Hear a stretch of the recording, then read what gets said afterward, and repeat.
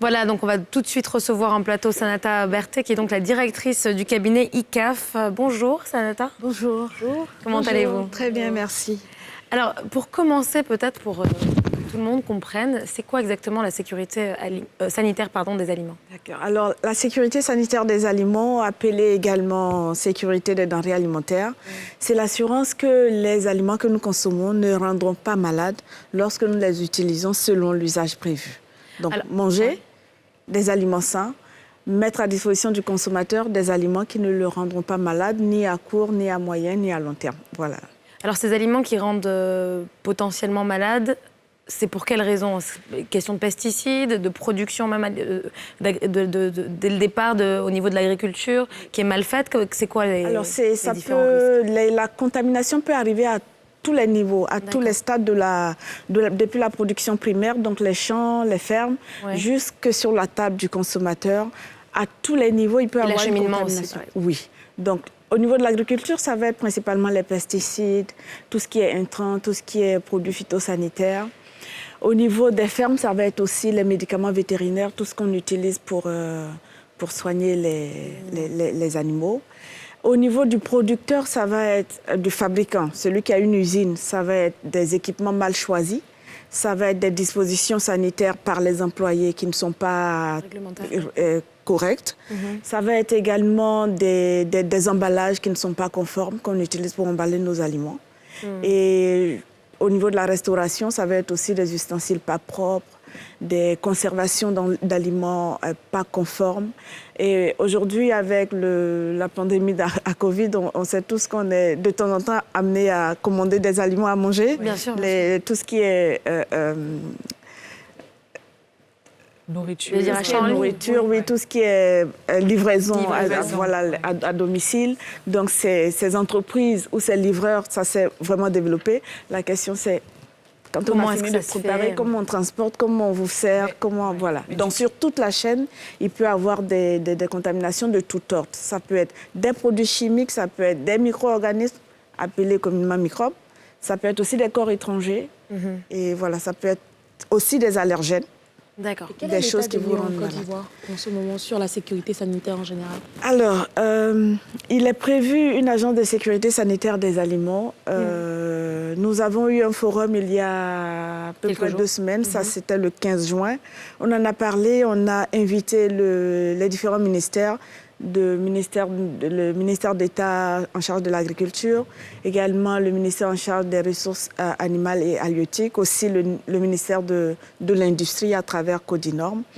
L'état des lieux, c'est que des dispositions existent pour protéger les consommateurs, mais l'accessibilité n'est pas toujours évidente. Donc ceux qui doivent mettre en œuvre les réglementations qui existent, ils ne sont pas toujours au courant. D'accord. Ils ne sont pas toujours au courant de ce qui... C'est un problème d'information, alors. Oui, ils ne sont pas toujours au courant de ce qui existe. Il y a aussi que certaines réglementations n'existent pas du tout. Il y en a qui datent de très longtemps, qui doivent être revues. L'autre problématique, c'est que chaque ministère va gérer les problèmes issus de la sécurité sanitaire en son sein. Donc, si vous avez, par exemple, une industrie que vous travaillez sur les produits végétaux, les produits d'origine animale ou halieutique, vous avez tous ces ministères en face de vous. Ça fait beaucoup de courses, beaucoup d'informations, beaucoup de procédures. Il n'y a pas une vraie liaison, en fait, entre les ministères. Exactement. Donc, normalement, on devrait avoir une agence de sécurité sanitaire des aliments. C'est actuellement, apparemment, c'est des informations que les ministères nous ont données pendant le forum. C'est que c'est un projet qui est en cours. Cette agence est en cours de Mais du coup, ça fait un peu peur quand même ce que vous nous dites, parce que la plupart des aliments que nous consommons, surtout en termes de vivriers, ce sont des aliments locaux qui ne viennent pas de l'étranger, parce que je sais que les grandes chaînes comme Prosuma, quand même, il y a un certain contrôle dans ce qui vient dans les supermarchés, mais dans les marchés, par exemple, ce qui vient du village, qui est acheminé par des petites brouettes, entre guillemets, qui est acheté au marché de gros, par exemple le marché Gouraud, et qui vient dans nos assiettes, en réalité, il n'y a pas de contrôle. Pour être honnête. Alors, je n'ai pas envie de parler à la place des ministères. Il y a des dispositions qui sont établies pour pouvoir assurer le contrôle.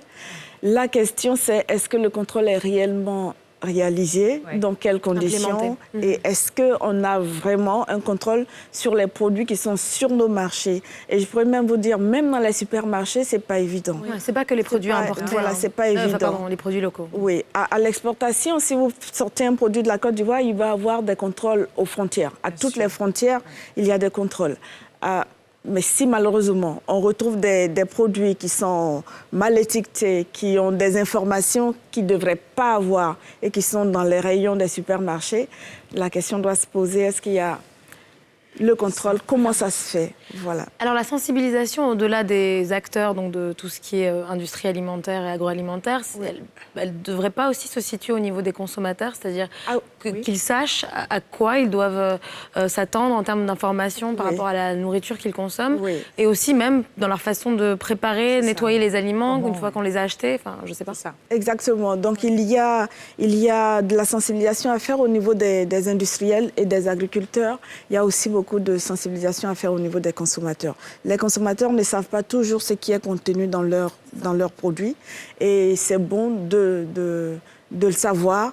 Et quand on est dans un supermarché, le minimum, c'est la date de limite de consommation ou de péremption. C'est de regarder les informations sur le fabricant, d'où ça vient, qui l'a fabriqué, quelles sont les informations au minimum qu'il doit avoir sur le produit. Le consommateur a le droit de savoir ce qu'il consomme.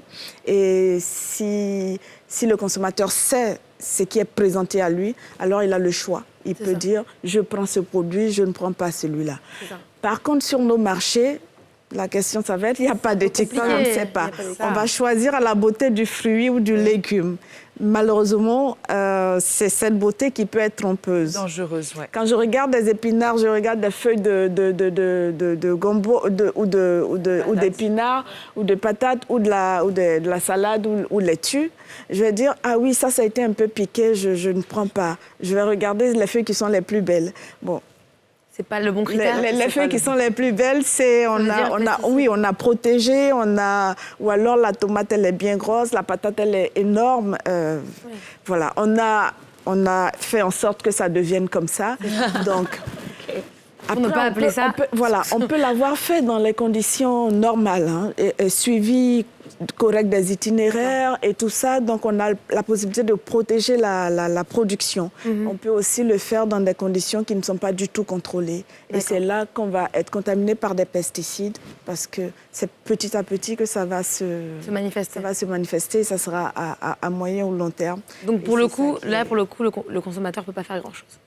Quoique si, quand même, nettoyer ses aliments, nettoyer la viande quand on arrive à la maison, c'est vraiment important aussi. Alors, nettoyer... La viande, tu ne pourras pas enlever... Non, la viande, souvent, les Africains... C'est eugémisé. Quoique si on lave la viande, beaucoup de femmes font ça, laver la viande. Est-ce que c'est... Non, mais c'est-à-dire si jamais c'est des animaux qui sont nourris... mal nourris, tu pourras pas... bien bouillir à un certain... Bon, dites-nous un petit peu. Oui. Comment on peut faire? Alors, tout ce qui va être ustensile, oui, laver, désinfecter, avoir des gestes corrects. On achète des fruits et des légumes, les désinfecter.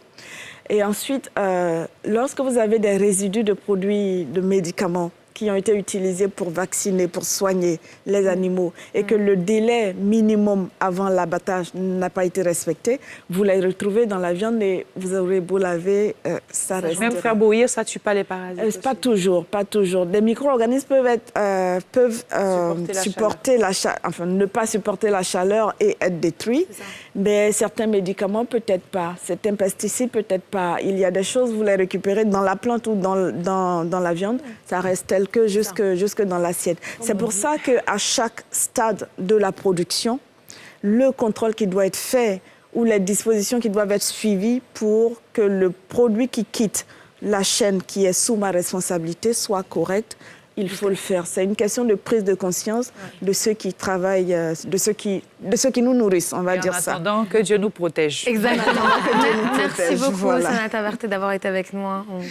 On doit passer à la prochaine étape de cette émission, mais merci à vous pour toutes ces informations. Merci. Surtout, restez avec nous, on se retrouve dans quelques instants pour la toute dernière partie.